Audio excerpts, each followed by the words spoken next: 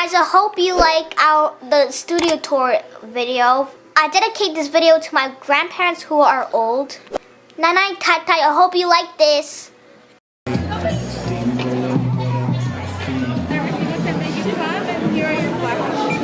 leave it there. I'll tell you when I like.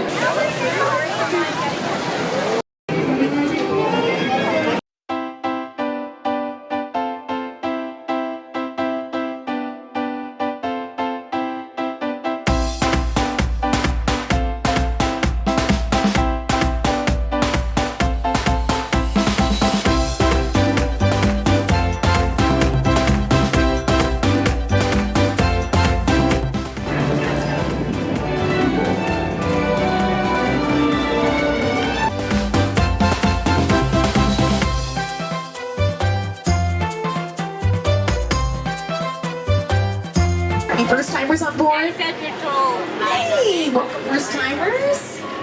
Well, it's very nice to meet you all. And if this is not your first time taking the studio tour, welcome back.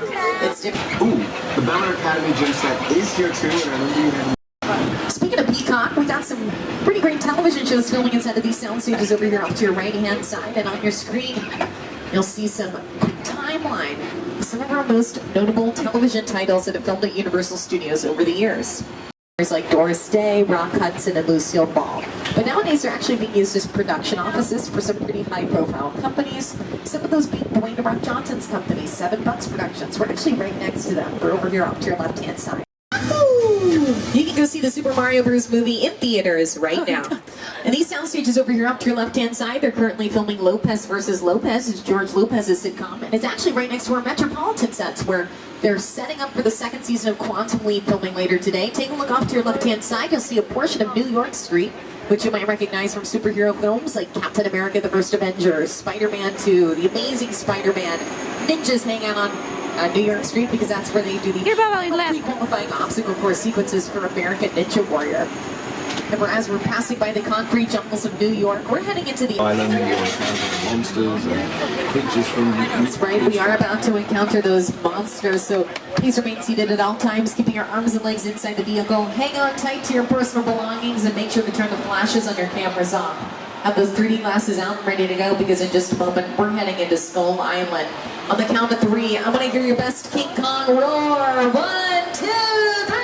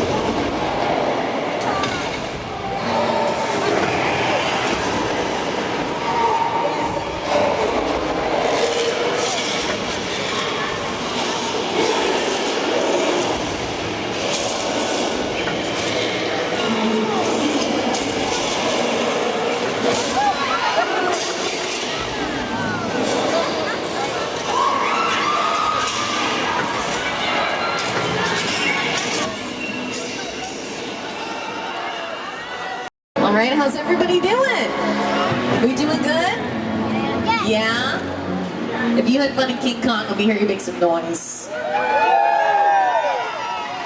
Man, who needs coffee when you have King Kong 360 am I right? Now, everything that we just saw on screen was created by a team at Weta FX. They're a company that specializes in computer-generated imagery, or CGI for short. And they've worked on some of the biggest films of all time, like the Lord of the Rings trilogy, Avatar, King Kong, Rise of the Planet of the Apes. They actually just won their 7th Academy Award for their work on Avatar, The Way of Water. Graffiti! The Ferrari from Magnum PI, which we just saw on screen. No way, I'll make sure you sit down. Pretty important. Now, we also have Biff's car from Back to the Future. No way, we just saw that on screen as well. Some more futuristic models from the year 2015. Those are from Back to the Future 2. Do we have Stone Age vehicles? Yes, we yabba dabba do. Those are from the Flintstones. The magical flying board Anglia from Harry Potter and the Chamber of Secrets, the skyline from Too Fast, Too Furious, the Mercedes, which we just saw on screen from the Lost World Jurassic Park, the gyrosphere from Jurassic World, that Fry's Electronics vehicle is from Jordan Peele's latest film, Nope, and the next to it, the Crawdaddy boat, is from Us. And that tank at the end over there is a Bradley fighting vehicle from Transformers. The funny thing about that tank is that it's actually not a real tank at all. It's made out of plywood and painted to look like metal. That's the part of the tour where you go, ooh, ah, right, yeah, for sure. To Jurassic Park. Oh, thanks, John Hammond. Welcome everybody to Jurassic Park. Everything you're seeing now has been featured on camera in the original Jurassic Park trilogy. This boat over off to your right-hand side with the cage on top is from Jurassic Park 3, the final sequences of that film. The camouflage engine mobile lab off to your left is from the Lost World Jurassic Park, and another example of a vehicle that's made out of plywood and painted to look like metal. Ooh, ah. You can actually tell it's made out of plywood because it's chipping away in the back. Now let's see those dinosaurs, right? Oh, there they are! They're so excited to see you.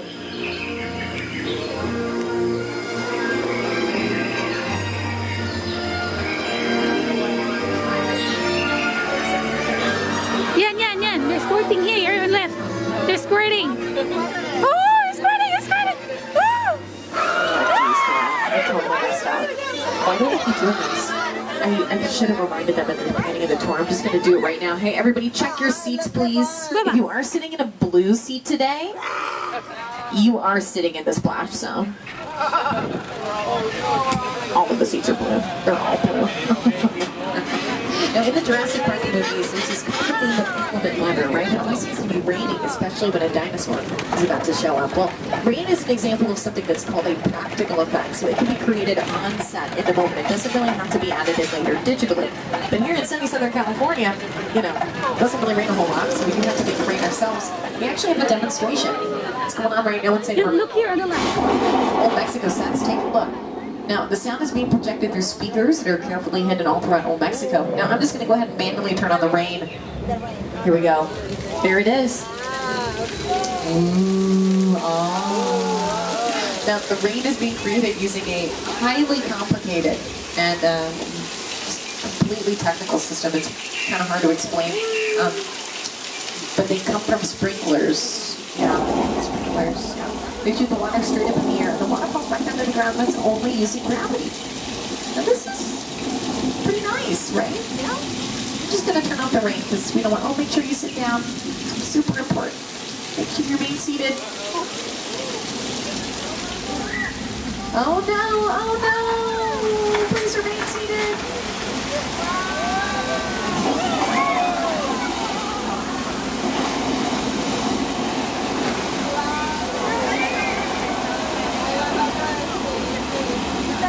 Safety in the front car. We do need you to sit down.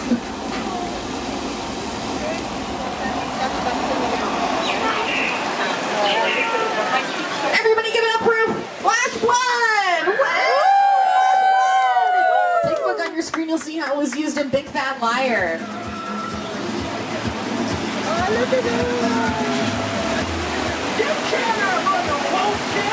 Yeah, we'll see about that.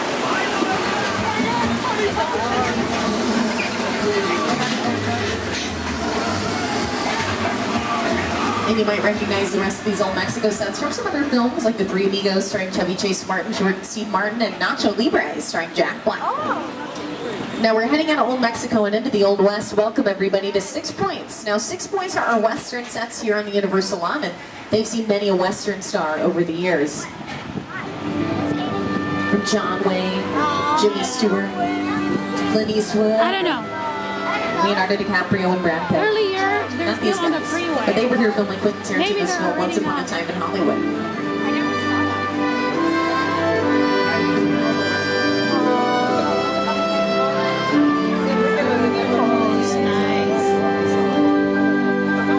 Now folks, just to let you know, we are about the halfway point of our tour, so if you have an emergency, drop something of value off the side of the tram, or just can't wait to use the restroom, please pull the cord above your head and I'll be back to assist you. Now from about the 1920s and the 1950s, Universal Studios was really known for making monster movies. Now, Many of those monster movies like Frankenstein, The Bride of Frankenstein, Dracula, The Wolfman, The Mummy, many of those were actually born inside of these historic sets that we're about to enter right now. These are called the Little Europe sets. Now, if monsters are a little too scary for you, totally understand. How about we go to a good place instead? Cool. This location for the afterlife. Come on. I've never ever seen this. It's like a model house in their movies. Right? Little Europe is also seen as the afterlife in The Good Place. And if you're a fan of the show, you'll probably recognize a lot of different areas of Little Europe, including this yogurt shop that's on your screen right now. It's actually directly in front of you. Looks almost exactly the same as it does on camera, as it does in person, with the cream walls, the red trim, and the blue door. And that's just one of the yogurt shops that's featured in the pilot or the very first episode of The Good Place. And if you're a fan of the show, you'll probably also recognize this railway station over here off to your left, as this plays a pretty pivotal role in The Good Place. And the cobblestone streets and whimsical atmosphere of Little Europe provide the perfect environment for royalty. So we've seen a lot of princesses here. It was seen as the fictional country of Genovia in The Princess Diaries 2 of Royal Engagement. It was also seen in Rodgers and Hammerstein's Cinderella, starring Brandy and Whitney Houston. They filmed all the large musical number sequences inside of Little Europe.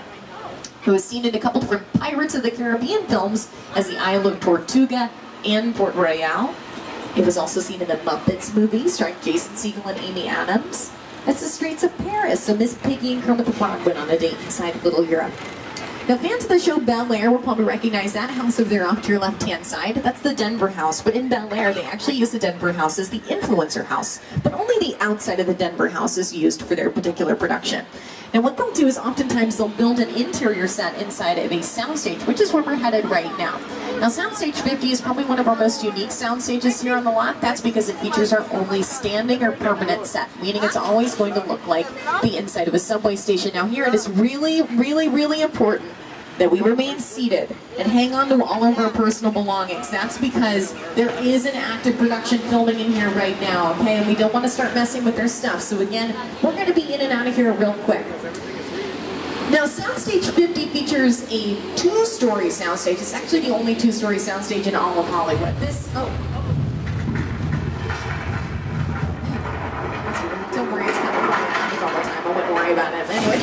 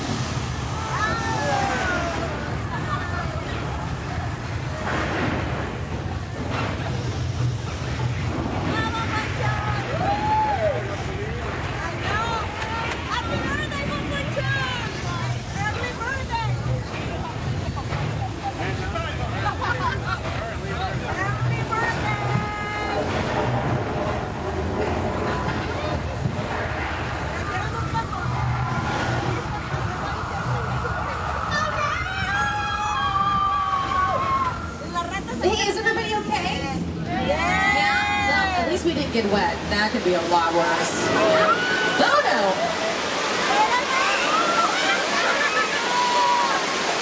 Okay, now we gotta get out of here. Congratulations, everybody. You just survived. Good one. Give yourselves a round of applause. You know what? I think it's about time that we take a nice relaxing trip to the beach. What do y'all say? Just to chill out after that. So we're going to be heading into that quiet zone. But enjoying Ebony Island, everybody.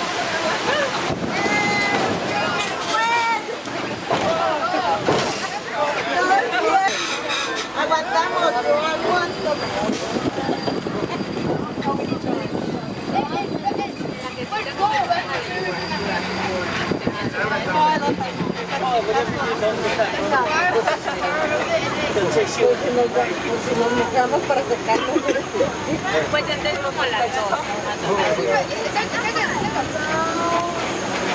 Do you like it or not?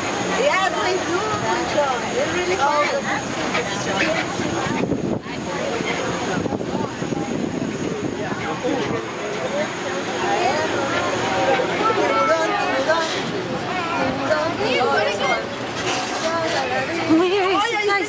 Here, that was pretty. I'm shooting a movie. Shark, Bobby. ¿Necesitan extras? This is some director. Yeah, that's what I'm saying. Probably they filmed something. Vamos a ir, chicos. También quiero estar en la película también. ¿Sí? Vamos a ver quién estará. Los actores. Look at the deck. I mean the dock.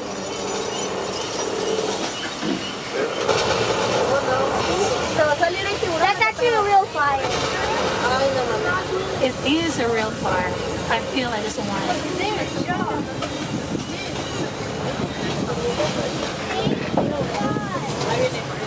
¿Sí ya llegó? Ah, sí. Please remain seated. Shark is here. The thing we didn't see. Se la llevó el tiburón. Ay, ya viene de regreso manchado. ¿No ves, mujer? The tram cannot pull forward unless you remain seated, please.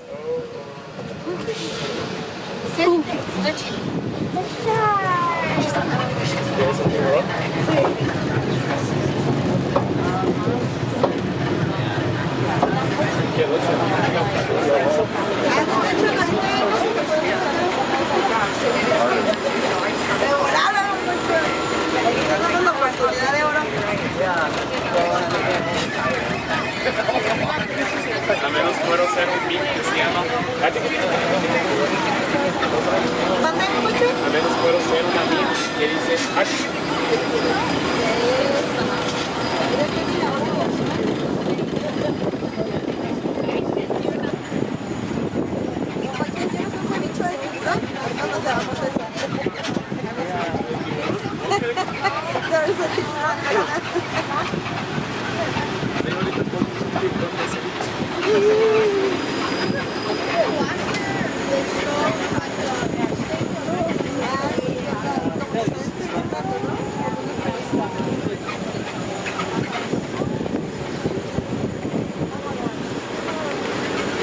Nice house here too.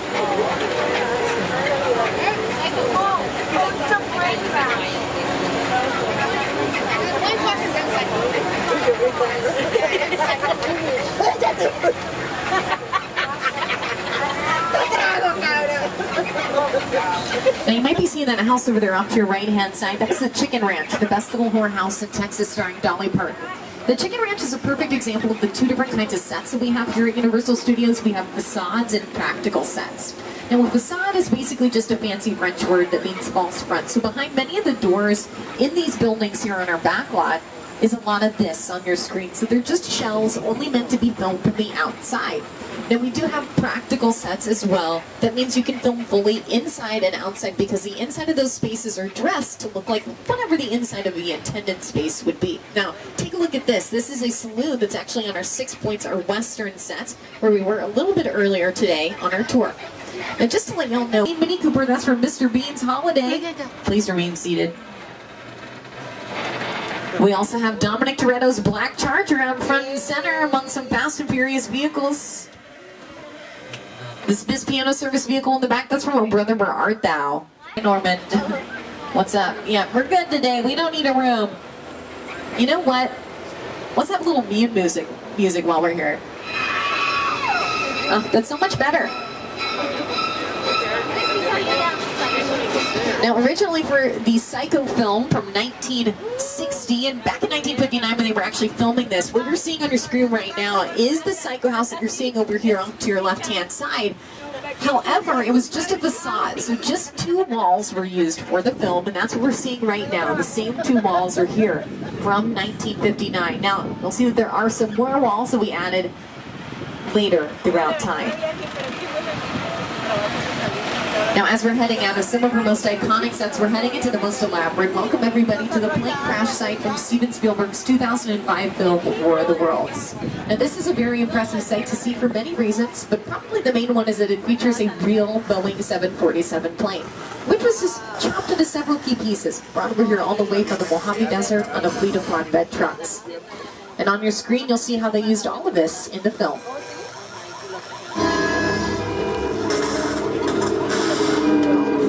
The airplane crash site set is a perfect example of a set that is all designed around a vision that Steven had. We put them to sit down to talk about the War of the World. I thought, what if the 747 goes down right in a big neighborhood?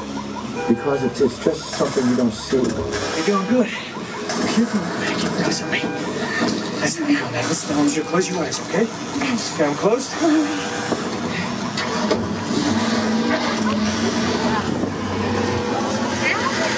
Robbie, get in. Now, this plane crash site has also been seen in the television series Community, in a music video for Rihanna and Nicki Minaj for their song Fly, and used in the sketch comedy series Key and Peele, in a sketch called Boarding a Plane Shouldn't Be This Hard. Now, that show was created by Keegan-Michael Key and Jordan Peele, and Jordan Peele is now an Academy Award-winning filmmaker, director, writer, and producer. His latest film is a sci-fi thriller called Nope, which stars Daniel Kaluuya, Kiki Palmer, and Stephen Yeun. Now, if you take a look on your screen, look at an introduction to where we're headed right now. It's Jupiter's Claim, the actual sets from the movie Nope. It's a fictional theme park set in the world of the film. Here to welcome us is the director, writer, and producer himself, Jordan Peele. Movie magic only happens when a team of collaborators, often in the hundreds, work together to take an impossible mission and bring it to life. This is Jupiter's Claim, a nostalgic, small-time Southern California amusement park owned by former child star Ricky Juke Park. And we are going to be returning you to the theme park very shortly, which closes today at 10 p.m. If I had any parting words of advice to give y'all, it would be to download that. See you in the next video in Waterworld. Bye. Thanks for watching.